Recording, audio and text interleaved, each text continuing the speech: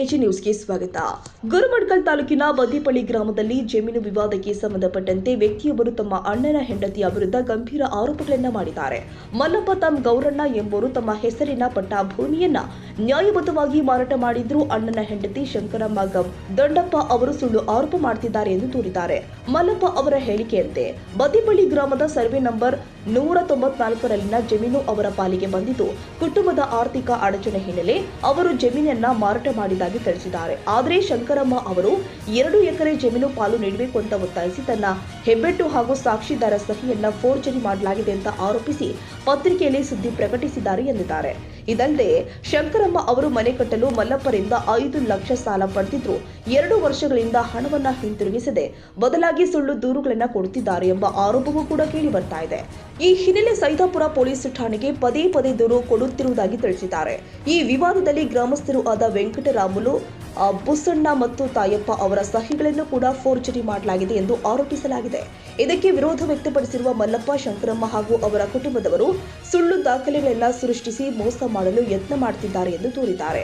ಇದರಿಂದ ತಮಗೆ ಮಾನಸಿಕ ತೊಂದರೆ ಉಂಟಾಗಿದ್ದು, ಶಂಕರಮ್ಮ ಹಾಗೂ ಅವರ ಮಕ್ಕಳು ಆದ ಹನುಮಂತರಾಯ, ಭೀಮರಾಯ ಮತ್ತು ನವೀನ್ ವಿರುದ್ಧ ಕ್ರಿಮಿನಲ್ ಪ್ರಕರಣ ದಾಖಲಿಸಿ ಸಮಗ್ರ ತನಿಖೆ ನಡೆಸಿ ನ್ಯಾಯ ಒದಗಿಸಬೇಕು ಅಂತ ಅಧಿಕಾರಿಗಳಿಗೆ ಮನವಿ ಮಾಡಿದ್ದಾರೆ. ಏನಿಲ್ಲ ರೀ, ನಮ್ಮ ಜಮೀನು ನಾವು ಮಾರಾಟ ಮಾಡಿದ್ವಿ. ಆದ್ರೂ ಅದರಲ್ಲಿ 2 ಎಕರೆ ಬರ್ಬೇಕು ನಮಗೆ. ಇನ್ನು ಎಷ್ಟು ಎಕರೆ ಜಮೀನು? ಟೋಟಲು 17 ಎಕರೆ 20 ಗುಂಟೆ. ಈಗ ಅದರಲ್ಲಿ ನಿಮ್ಗೆ ಅರ್ಧ ಬರ್ಬೇಕು. ಹೌದ್ರಿ. ಇವಾಗ ಅರ್ಧ ಅಂದರೆ 8 ಎಕರೆ 30 ಗುಂಟೆ ಬರ್ಬೋದು. ಅದರಲ್ಲಿ ಎಷ್ಟು ಕೊಟ್ಟಿದ್ದಾರೆ? ಅದರಲ್ಲಿ ನಮ್ಗೆ 6 ಎಕರೆ 30 ಗುಂಟೆ ಅವ್ರು ಮಾಡಿದಾರ. ಇನ್ನು 2 ಎಕರೆ ನಮಗೆ ಬರ್ಬೇಕು. ಇನ್ನು ಇವಾಗ ಏನಂತಾರೆ ಸರ್ ಅವ್ರು? ಇವಾಗ ಏನಂತಾರ, ಊರಿಗೆ ಬರ್ರಿ, ಊರಿಗೆ ಬಂದರೆ ನಿಮ್ಮನ್ನ ಹೊಡ್ತೀವಿ, ಸಾಯಿಸ್ತೀವಿ ಅಂತ ಮಾತಾಡ್ತಿದ್ದಾರೆ ಅವರು. ಅದಕ್ಕಂತ ನಾವು ಊರಲ್ಲಿ ಇಲ್ಲ. ಅವ್ರು ಆ ಊರ್ಲಿಂದ ನಮ್ಮೂರಿಗೆ ತೆಲಂಗಾಣಗೆ ಕಳ್ಸಿಬಿಟ್ಟಾರೆ. ಇವಾಗ ನೀವು ಕಂಪ್ಲೇಂಟ್ ಕೊಟ್ಟಿರ್ಬೇಕಲ್ಲ? ನಾವು ಕೊಟ್ಟಿದ್ವಿ ರೀ. ಎಲ್ಲಿ ಕೊಟ್ಟಿದ್ರಿ? ಸೈದಾಪುರಲ್ಲಿ. ಇವಾಗ ಪೊಲೀಸರು ಏನು ಹೇಳ್ತಾರೆ ಸರ್? ಅದೇ ಏನಂತಾರೆ ಅವರು, ನೀವು ತೋರಿಸ್ರಿ ನಿಮ್ಮ ಹತ್ರ ಏನಿದೆ ಅಂತ ತೋರಿಸ್ತಾರೆ. ಅದು ಯಾರೂ ಇಲ್ಲ, ನಮ್ಮ ದೊಡ್ಡ ಮನೆ, ಇವರೇ ಅವರು ನೋಡ್ರಿ. ಅಂದರೆ ಇವರೊಬ್ಬರೇನಾ? ಇವರು ಅಥವಾ ಯಾರು? ಈಕೆ ಇವ್ರ ಮಕ್ಕಳು. ಸರಿ, ನಿಮ್ಮ ಹೆಸರು ಸರ್? ರಾಜು ರೀ. ಮಲ್ಲಪ್ಪ ಸರ್. ಏನಾಗ್ಯದ? ಏನಿಲ್ಲ ಸರ್, ನಾನು 18 ಎಕರೆ ಹೊಲ. ಆದರೆ ನನಗೆ 6 ಎಕರೆ 30 ಗುಂಟೆ ನನಗಾದ. ಆಕೆಗೆ 10 ಎಕರೆ 30 ಅದ. ಅದಕ್ಕೆ ನಾನು ಹೊಲ 8 ಎಕರೆ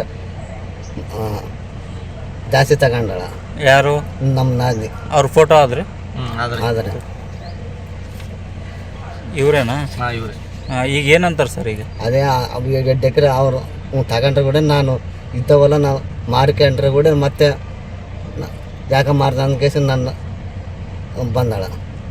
ಅಂದ್ರೆ ಒಟ್ಟ ನಿಮ್ಗೆ ಅದು 2 ಎಕರೆ ಹೊಲ ನಿಮ್ಗೆ ಪಾಲಿಗೆ ಬರ್ಲಾರ್ದಂಗೆ ಮಾಡಕತ್ತಾರ. ಅದೇ. ಇವಾಗ ನೀವು ಕಂಪ್ಲೇಂಟ್ ಕೊಟ್ಟಿರಾ? ಮತ್ತೆ 8 ಎಕರೆ ಕೂಡ ಆ ಕಡೆ ಅದು ಇನ್ನೂ ನಾನು ತಗೊಂಡಿಲ್ಲ. ಸರಿ. ಜೊತೆಗೆ ತಾವು ಮಾರಾಟ ಮಾಡಿದ ಜಮೀನಿನ ವರ್ಗಾವಣೆಯನ್ನು ಕೂಡ ಶೀಘ್ರವೇ ಮಾಡಿಕೊಡಲು ವಿನಂತಿ ಮಾಡಿದ್ದಾರೆ.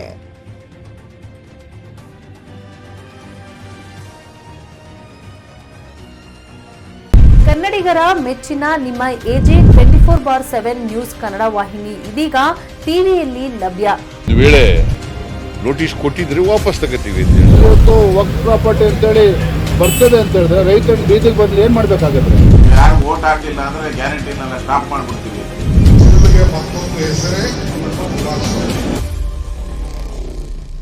ಕರ್ನಾಟಕ ಮತ್ತು ದೇಶ ವಿದೇಶ 360 ಡಿಗ್ರಿ ಸುದ್ದಿ ಹಾಗೂ ಉತ್ತರ ಕರ್ನಾಟಕ, ಬೆಳಗಾವಿ, ಬಾಗಲಕೋಟೆ, ಧಾರವಾಡ, ಹಾವೇರಿ, ಗದಗ, ಬಿಜಾಪುರ ಜಿಲ್ಲೆಯ ಕ್ಷಣ ಕ್ಷಣದ ವಿವರವನ್ನ ಪಡೆಯುವುದಕ್ಕೆ ಎಜೆ 24/7 ನ್ಯೂಸ್ ಕನ್ನಡ ವಾಹಿನಿಯನ್ನ ಲೈಕ್ ಮಾಡಿ, ವಿಡಿಯೋಗಳನ್ನ ಶೇರ್ ಮಾಡಿ, ಕಮೆಂಟ್ ಮಾಡುವ ಮೂಲಕ ನಮ್ಮ ವಾಹಿನಿಗೆ ಸಹಕಾರ ನೀಡಿ ಮತ್ತು ಚಾನೆಲ್ ಅನ್ನ ಸಬ್ಸ್ಕ್ರೈಬ್ ಮಾಡಿ. ಧನ್ಯವಾದಗಳು.